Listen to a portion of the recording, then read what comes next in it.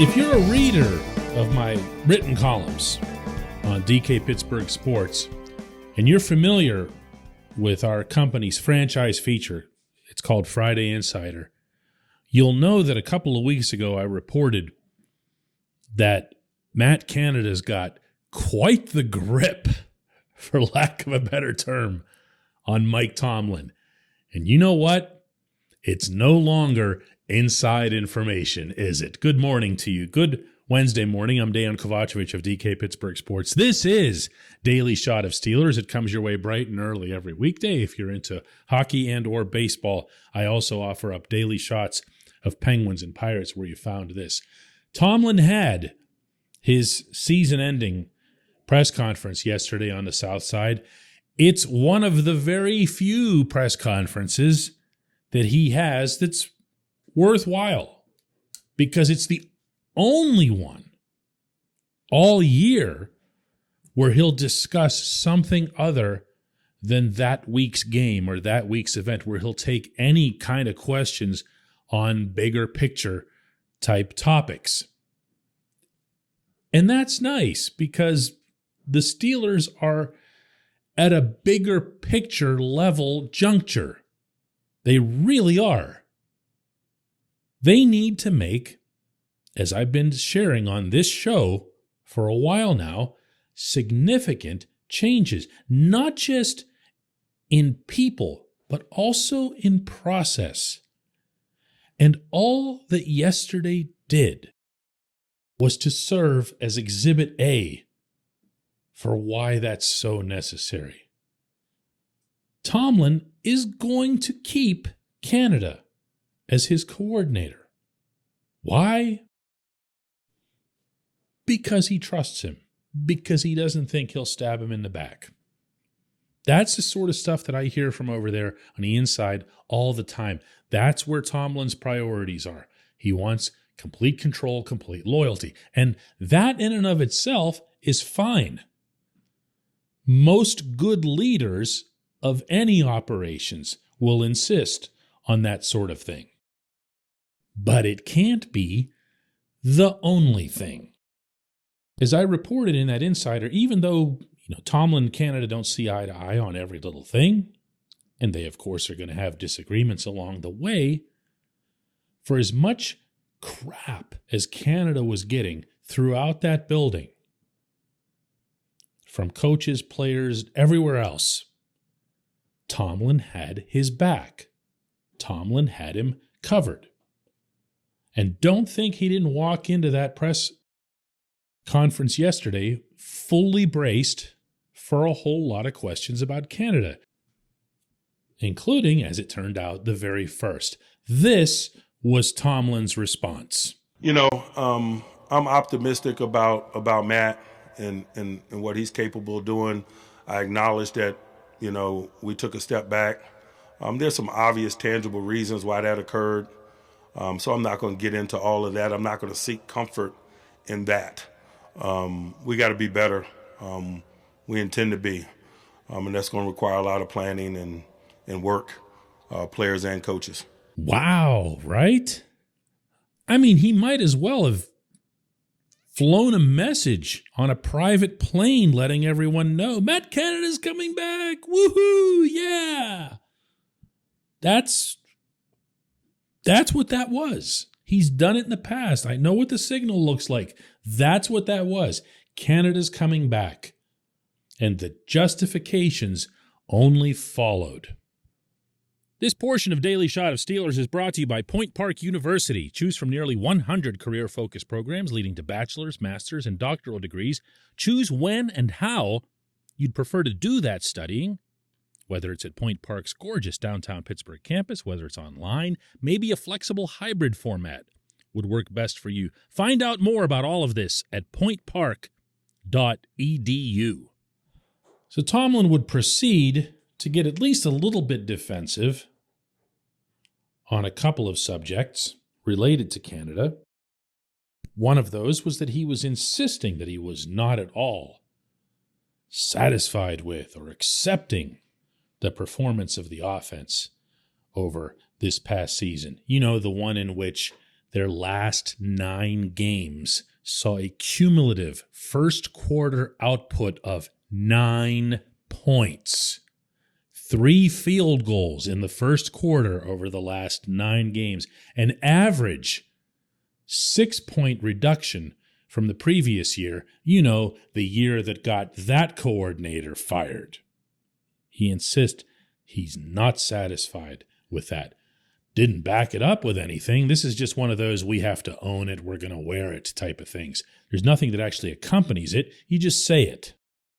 He also got a little bit defensive, and I found this way more interesting, about promoting from within.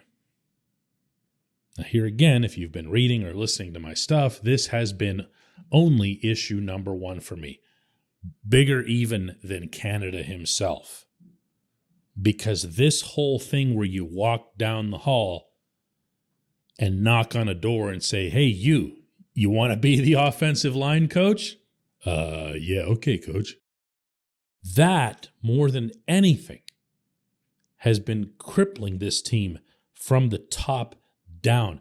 This was what Tomlin had to say to that subject. I always look at internal candidates versus what I refer to as the field. I owe it to the group to get the very best person for whatever job we're talking about that we can acquire. That's my commitment. Those are my intentions. And so that's always the case. It's the case when we hire from the outside. It's the case when we hire from the inside. We've turned the stones over, we've weighed our options, and we made the decision, whatever it may be, that we feel is best. My goodness. So he thinks we're stupid. He thinks that we can look at the recent pattern, and by recent I mean over recent years, of hiring, almost all of which has been done by promoting from within, and presume that somewhere along the way there were these big, sweeping, exhaustive searches conducted, and they just magically ended up with that person down the hall. Unbelievable. Just unbelievable. I'm almost speechless, and that's saying something for me, to where this is going. Because now you're looking at Canada staying, Keith Butler retiring, Terrell Austin being promoted from within, because that's how that's going to go too. And all of this is going to get what? Rubber stamped from above? There's a reason here as well that I've been focused more on Art Rooney of late, and that's because he's the only one that can do something about this. He's the only one. He's the only one that can step in and say, hang on a second. What? You're keeping the coordinator? Why? Listen, I appreciate everything you do around here, but I'm the owner. And I want you to build me a compelling case for why this individual, this season, with his play calling, deserves to hold one of 32 of these jobs that exist on planet Earth. I want to see this. Write it out for me. This is kind of important. And please spare me some of that stuff that you mentioned at the press conference yesterday about mobile quarterbacks and so forth.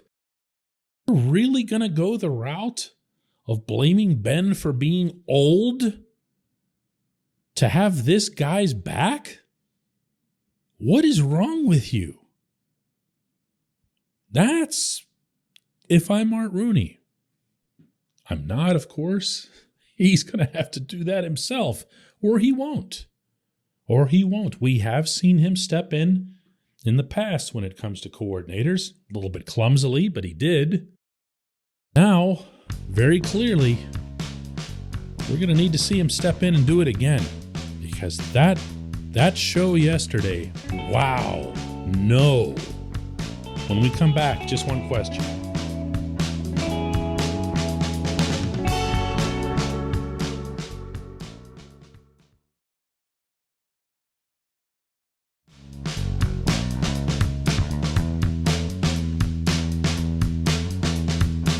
Welcome back. It's time for Just One Question, and today's comes from John, who asks, DK, you're calling for firings and for a hiring to happen quickly. If the Steelers do decide to go after a big-name free agent quarterback, should they wait to see if that quarterback has a preference of who to bring instead of hiring a new offensive coordinator first? John, it sounds like you're buying into Aaron Rodgers, Russell Wilson stuff, and there was just nothing that came from Tomlin's mouth yesterday that suggested that's where this is headed.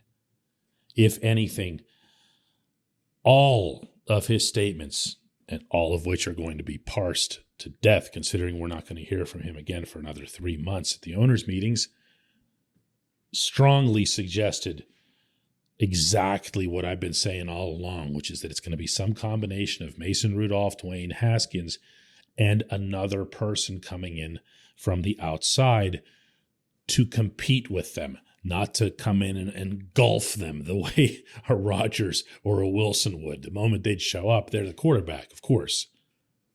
He also didn't dismiss the idea of drafting one, but anybody who's looking at this draft class isn't going to be thinking, oh man, they got to get into the top XX so that they can ensure that they get that guy. There isn't that guy. There isn't that guy in this draft, and there aren't those guys. There isn't a group of quarterbacks where you need to move into a certain bracket to make sure that you get your pick or at least one of the guys that you really like. That doesn't exist. So they have to start looking, and I'm sure they already are, for other options, meaning among NFL veterans. I don't believe for a split second that it's going to be some big, dramatic, super sexy thing. I really don't.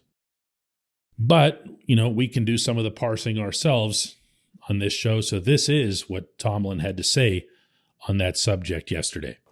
Right now, all options are on the table, but those decisions are interrelated based on our global needs and the totality of those global needs. And, I enjoy working with Kevin this time of year because we just, we speak plain English. We have to improve our football team. There's two major ways that you do it. You do it through free agency and you do it through the draft. And so we have to look at what's available to us in the draft positionally. We have to look at what's available to us potentially in free agency positionally. And then we kind of bring those two discussions together, and it kind of gives us a path in which to go about addressing our needs. Now, to what you actually asked, John, do you need to match a coordinator with a quarterback? Yeah, if it's Rodgers or Wilson or someone at that level.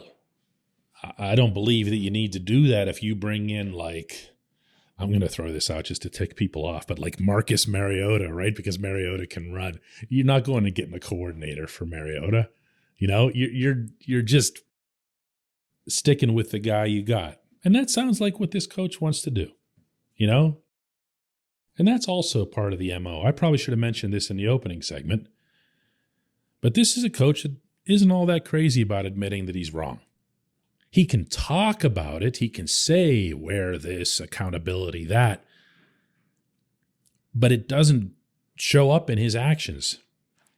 When you know you're wrong about Kendrick Green 3-4 weeks into the season and you don't do anything about it because you had already anointed him last summer, when you get to 7, 8 weeks, 10 weeks, 12 weeks into the season and the guy is just killing you up front and getting your quarterback killed, I should add, and you don't do anything about it, that's being stubborn just to be stubborn. Well, it was Tomlin who promoted Canada. And it was Tomlin who promoted Adrian Clem to offensive line coach. Do you really think that Tomlin wants to go through 2 promotions and illustrate them in black and white to have both been failures in the span of less than a year? Do you think he's eager to do that, knowing what you know about him? Probably should have brought that up in the opening segment. Well, this is what you get for listening to the second segment. Anyway, John, I apologize. I've diverted all over the place in this one. Yeah, no, I don't think you're going to see any sort of attachment between a coordinator and the quarterback. I really don't, because I don't think the quarterback is going to be that significant. I appreciate the question. I appreciate everybody listening to Daily Shot of Steelers, and we'll do another one tomorrow when we'll still be waiting for Matt Canada to be fired.